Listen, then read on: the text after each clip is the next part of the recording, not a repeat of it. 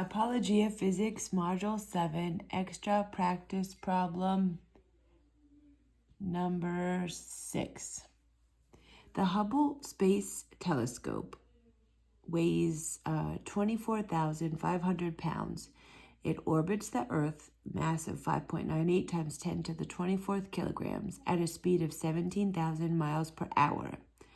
What is the radius of its orbit? For this one, we have the gravitational force is the centripetal force because the satellite is in uniform circular motion. So once again, the gravitational force will be the same as the centripetal force. Okay, so we know our formulas for the gravitational force is G times m1 times m2 all over the radius squared.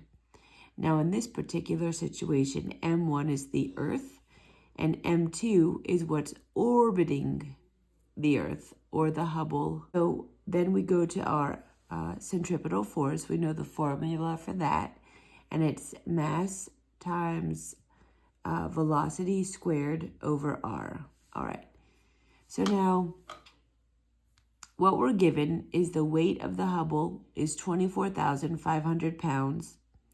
The mass of the Earth is 5.98 times 10 to the 24th kilograms.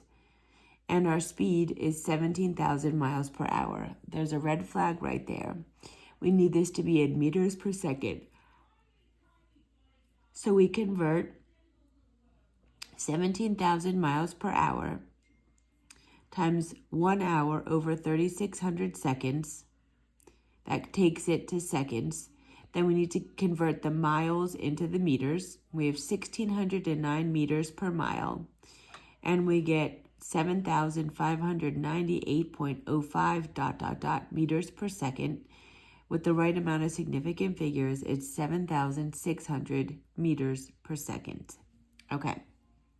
So then we just have to go and remember we said the gravitational force was equal to the centripetal force. So we set these two formulas equal to one another.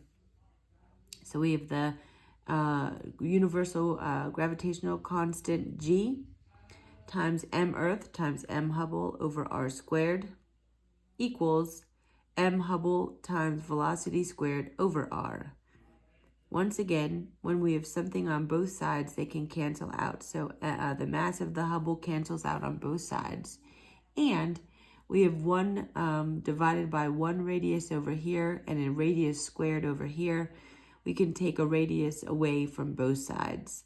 So if we divide this radius by a radius, this removes that completely.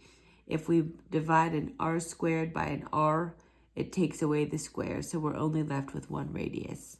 All right, so just to simplify this equation, we have G times m Earth over radius equals v squared.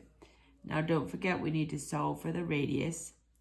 So the radius is G times m Earth over v squared. When you put the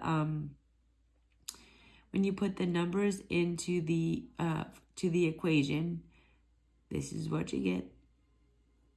Now I went ahead and put it in the calculator for anyone that struggles with a calculator and you get the wrong number. These two multiplied together gives you this. This squared gives you this. The total answer, the radius, is 6,905,574.7922. Way too many significant figures. So we have the radius as 6.9 times 10 to the 6 meters.